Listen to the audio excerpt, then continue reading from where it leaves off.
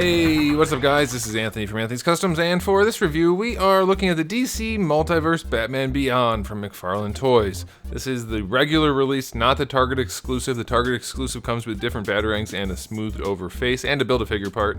And this is the normal release, which I think is the one most people are probably going to be wanting to track down in the end, despite the... We'll get into it, doesn't matter, we'll get into it.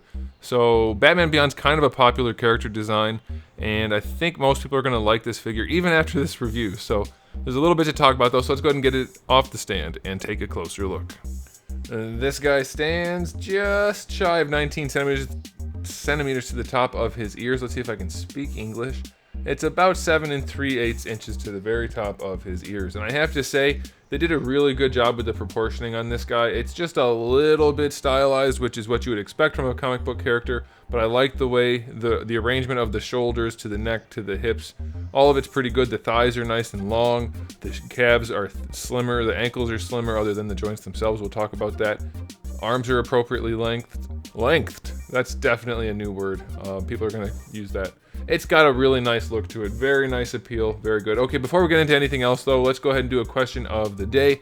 Very basic question. If you had to pick, would you pick Bruce Wayne or Terry McGinnis in this suit? All right. Let's talk about the rest of the aesthetic that I haven't already talked about. There's very little paint on this guy, almost none. We do have some in the belt, and it's fairly clean. I can't really complain about that too much. It's definitely good enough. And this is a separate piece. It's a separate piece of plastic set into the chest, and they actually did a really good job with that. It's kind of hard to tell that it's a separate piece, so that's very nice. No worries about painting anything there, but mine does have a big chunk, a big gouge in it, so that's kind of annoying. There's a little bit in the eyes, and there's a little bit of a semi-gloss on the gauntlets, but otherwise it's just solid black plastic and then solid red plastic.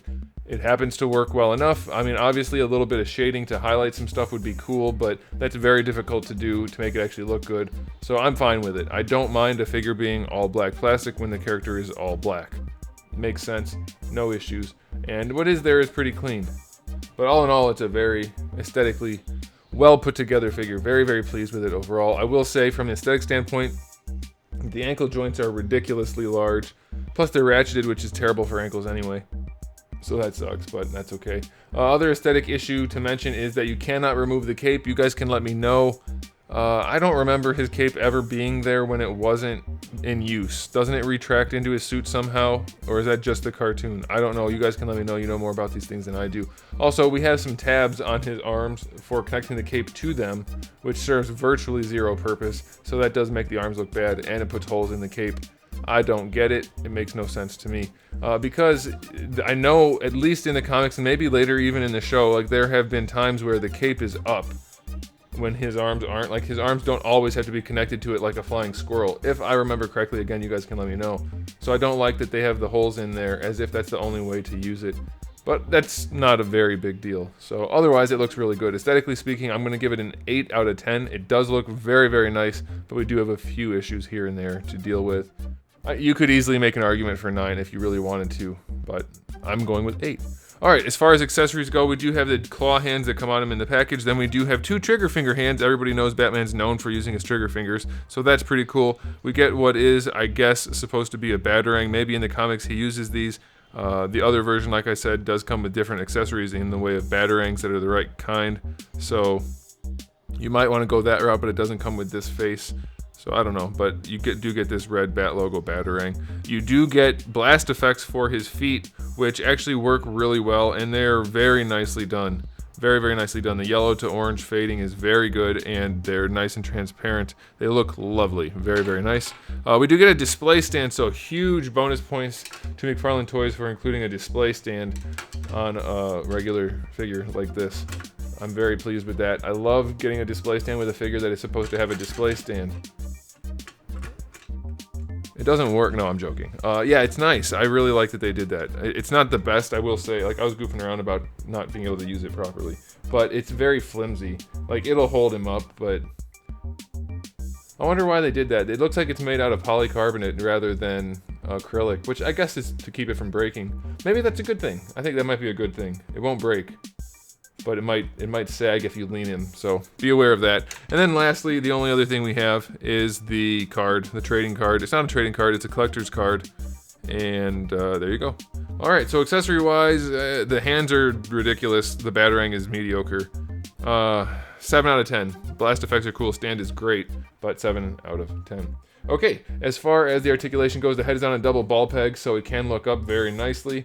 It can look down very nicely. You can lean it from side to side. It will look from side to side. You can get super organic posing out of it because double ball pegs are the best way to do necks. If you do it right, you can get all the same range of motion, and you get so much more with just the subtlety. Like being able to lean the head like that. Oh, it makes them look so much better when you're posing them. You can't do that on other types of joints. So, it's great. It's great. You can definitely do things you don't want to do, but you can do really nice posing with a double ball peg, so that's great. Shoulders, there's a ball peg that connects them to the body. There is a little bit of play on these. Most McFarlane figures don't have any play there. It's not enough to matter. I still don't get why they do it. It seems very strange to me. Like, technically when you move it, the cap floats with the arm a little bit. So I guess it kind of hides a gap, but you could just not have the gap. Because generally that would be to hide the gap from the added range that you get, but there's almost none. So it's very weird, but it doesn't do anything wrong, so that's fine. So you do get all your standard shoulder range. Bicep swivel is fine. Double jointed elbow works really well. His arms are exceedingly skinny, and I know he's not supposed to be bulky, but there's like really no shape to them. It's kind of weird looking. It is very weird looking, honestly. It's very lumpy. Looks like a tube sock filled with potatoes. For the wrists, we have ball hinges, which are appropriately sized, and that's good. For the wings, by the way, they do not come off without, I mean, they're not meant to come off anyway. Pretty much anything can come off with the right tools. Big enough hammer. They do have a joint that lets them move, and that is it. I hate this. I hate this. They should be removable, and they should be better. Okay, onto the torso. We have a diaphragm joint and one down here in the crotch. I'm guessing this is a double. It could be a single, hard to say. And this is probably a single. Well, this is definitely a single. Based on range, this is also, because you can't lean him forward at all on either joint, really. Like, that is it. Leaning him back does work pretty well. They did a good job with that. That'll help for a lot of posing for him. So that's something, definitely. Leaning side to side, it's there. It's not a lot. It'll help. It'll do. Then you do get your rotation at the top and at the bottom. It's not the worst we've seen, but I can't for the life of me figure out why they won't let you lean the figures forward. There's no reason for that. You just can't do it. Very weird. Hips go all the way out to the side, no problem at all. It does flex the diaper a little bit. I don't see any stress marks though, so that's all right. Going forward, it stresses right here at the corner.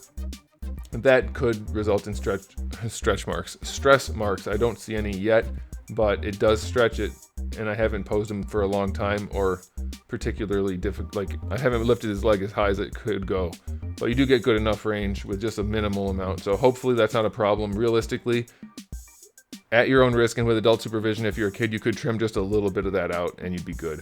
There is virtually zero thigh swivel. Double jointed knee works just fine. No issues there. And then for the ankles, obviously we get tons of range because the ball hinge is humongous. Way bigger than it needs to be. But it will be functional as a result. And you get a giant toe hinge, which is not really functional because it's way too far back on the foot and it's fairly soft. I will say, ratchet joints for ankles are just not great. They limit posability way too much because you only have certain places you can leave the foot where it'll work. So I hope they stop doing that at some point. But otherwise, it's not like, it's fine. The torso is the worst part. The rest is good enough. The cape is bad too, I guess. But it's not a bad figure, especially for McFarlane standards. Most of the articulation works pretty well, and it suits the figure. Like, he's not ugly. He doesn't have weird cuts in places that don't work, and it's just a little bit bad. So it's definitely a step in the right direction. I'm going to give it a 7 out of 10 for the articulation. Still, not being able to lean forward makes no sense. Makes no sense at all. No thigh swivel makes no sense. Things like that just need to be better. But there are some good things here. So time for the final verdict on this guy. It's Batman Beyond. It's probably going to get purchased no matter what, so it doesn't really matter what I say at this point. However, I will say this is probably the best Batman Beyond figure to date. The DCUC one definitely doesn't look right, but it's kind of awesome in its own way. This is, I would say, the better option. If you're going to pick one up, this is the one to get. The blast effects are cool.